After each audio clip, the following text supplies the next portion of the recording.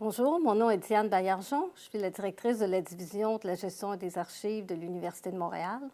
J'ai tout de suite été intéressée lorsque j'ai entendu parler du projet de lire le rapport et on m'a confié la section sur la recherche, ce qui me semble tout à fait pertinent pour un centre d'archives universitaire.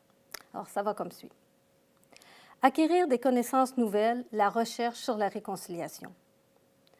Pour faire avancer la cause de la réconciliation dans les prochaines années, les gouvernements fédéraux, provinciaux et territoriaux devront également appuyer la recherche sur la réconciliation et investir dans ce domaine. Au cours de ces travaux, la Commission a examiné un vaste éventail de projets de recherche dans tout le pays portant sur le sens, les concepts et les pratiques de la réconciliation. Il reste néanmoins beaucoup à apprendre sur les circonstances et les conditions qui font sa réussite ou son échec. Fait non moins important, on peut tirer du processus même de la recherche de riches enseignements sur la guérison et la réconciliation. 2 projets de recherche parrainés par la Commission illustrent cet exemple.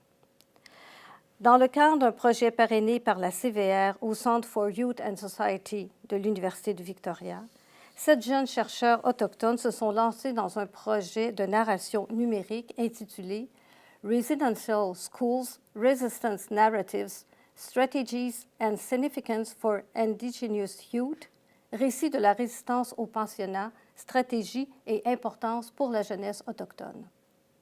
Cette initiative a permis aux jeunes chercheurs d'en savoir plus sur le rôle fondamental que la résistance active et passive a joué à l'époque des pensionnats et par la suite, mais aussi de réfléchir à leur propre identité et à leur propre rôle au sein de leur famille et de leur collectivité.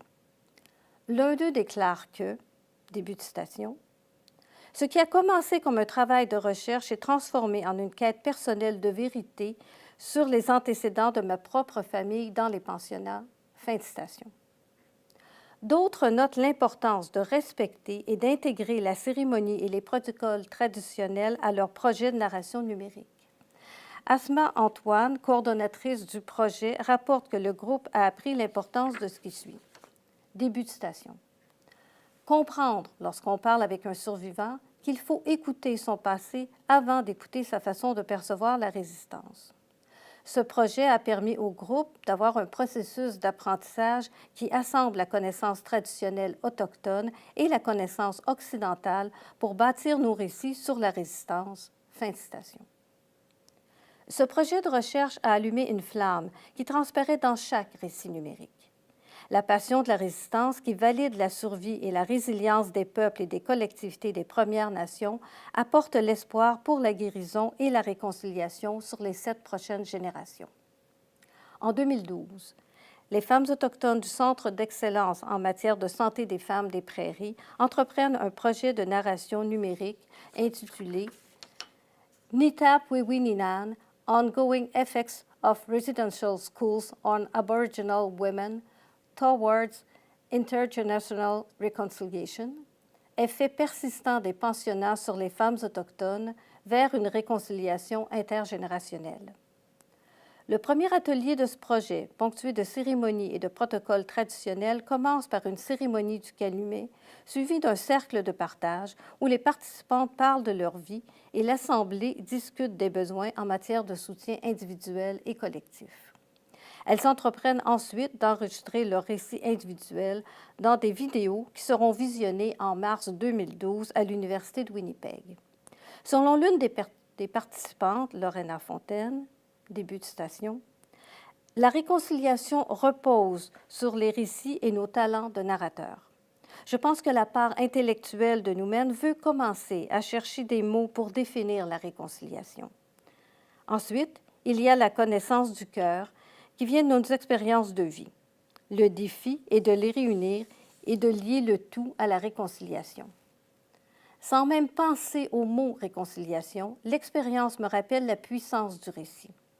Les personnes ayant regardé les vidéos affirment qu'en voyant les visages des femmes autochtones et en entendant leur voix, elles ont compris l'assimilation de façon différente. Elles ont senti l'incidence de l'assimilation. Il est beaucoup plus puissant de faire parler des Autochtones de l'incidence de l'assimilation et de l'espoir de réconciliation que de lire des mots écrits dans un rapport. Fin de citation. La recherche est cruciale pour la réconciliation. Elle apporte un éclairage et des exemples pratiques sur la raison et la façon dont l'enseignement au public canadien des divers concepts, principes et pratiques de réconciliation contribue à la guérison et à la transformation de la société par le changement. Les avantages de la recherche se font sentir bien au-delà des séquelles des pensionnats.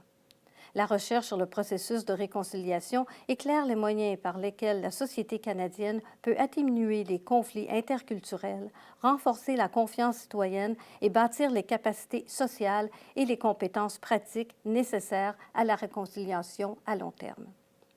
L'apport de ce travail qui revient au peuple des Premières Nations, aux Inuits et aux Métis est tout particulièrement important.